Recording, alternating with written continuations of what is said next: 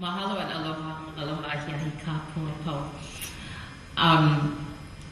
I was born and raised in Hawaii, and I was fortunate enough to be born at a time when there was a resurgence in Hawaiian culture and Hawaiian music and dance and Hawaiian language.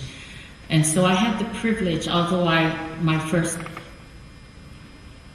language was English, I had the privilege of being able to study Hawaiian language as my fourth language at the University of Hawaii as a student.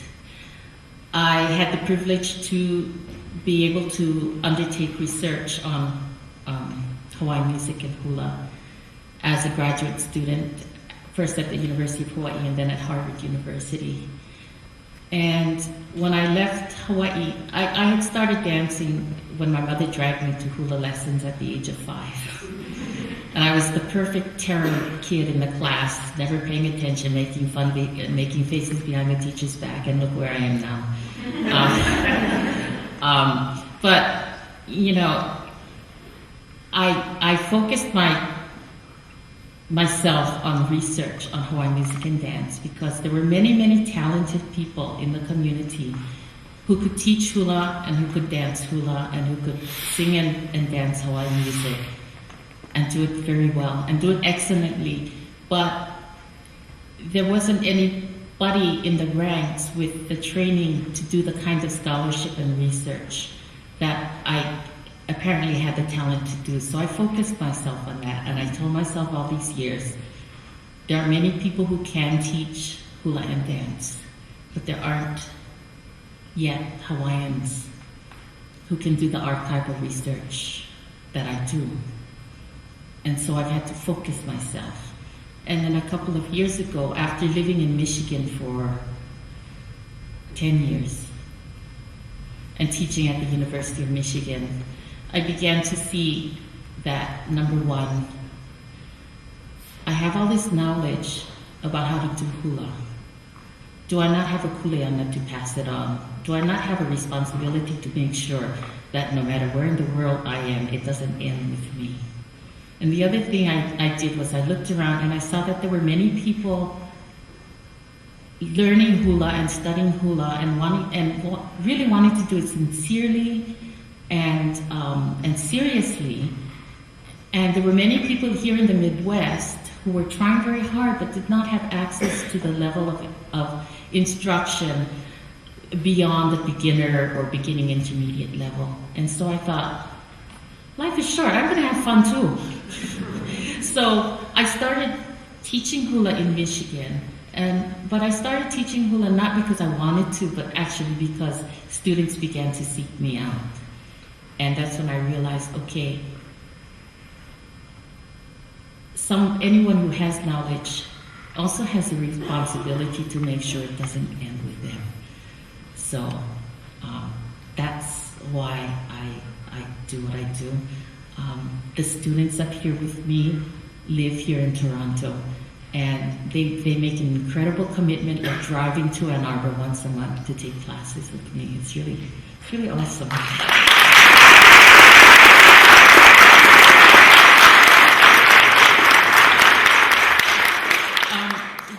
We began the prayer chant that I did at the beginning was a ritual beginning invocation to Laka, the goddess of hula.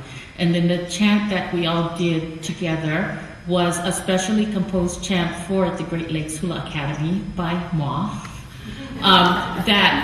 But it's composed in the style of a traditional Melikahea calling chant, and it specifically says Navainui Elima, the 5 great waters, in other words, the 5 great lakes. You have welcomed many people into your region. Please welcome the hula tradition into this region. Please let it thrive. Please let those of us who want to do it allow it to flourish. So it is a tradition, Melikahea. And then the first dance we began with is dedicated to Pele, the hula, the volcano goddess. The second dance I will do as a seated hula noho with kala'au sticks is in honor of Liho Liho, King Kamehameha II. And then our final dance will be in honor of Queen Kapi'olani, towards the end of the monarchy. Okay, so that's it.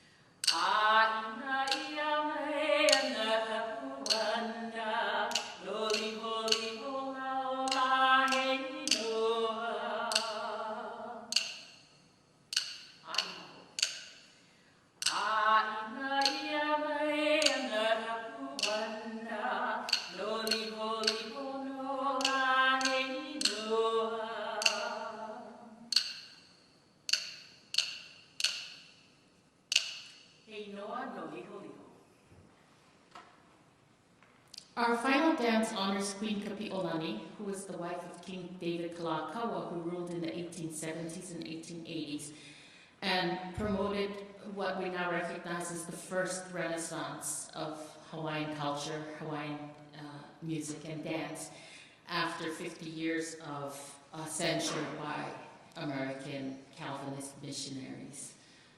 Kalakaua said, "Let it live," and it lived. There was new composition.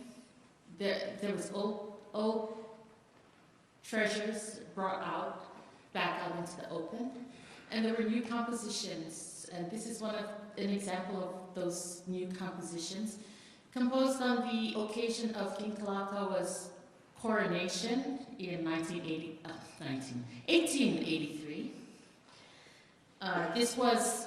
This mele is the fifth in a set of 7 mele that honored Queen Kapi'olani. It honors actually a very specific necklace that was presented to her on the day of the coronation. And I chose to do this mele because this is one mele in the set that Hawaiian people don't do. They like to do the first 4 mele because the places are places in Hawaii, Aia'i, highly kolingani, highly on the Big Island, Lihau on Maui, Nuuanu on Oahu, Mana on Kauai. This one is Aia'i Europa kolingani. In 1887, Queen Kapi'olani journeyed to England to attend Queen Victoria's Jubilee. And so this mele, even though it's 4 years before the Victoria's Jubilee, it kind of foretells that the renown of the kingdom will be known outside of Hawaii. It will be known in London and Russia and Mexico even. And that's what's in this mele.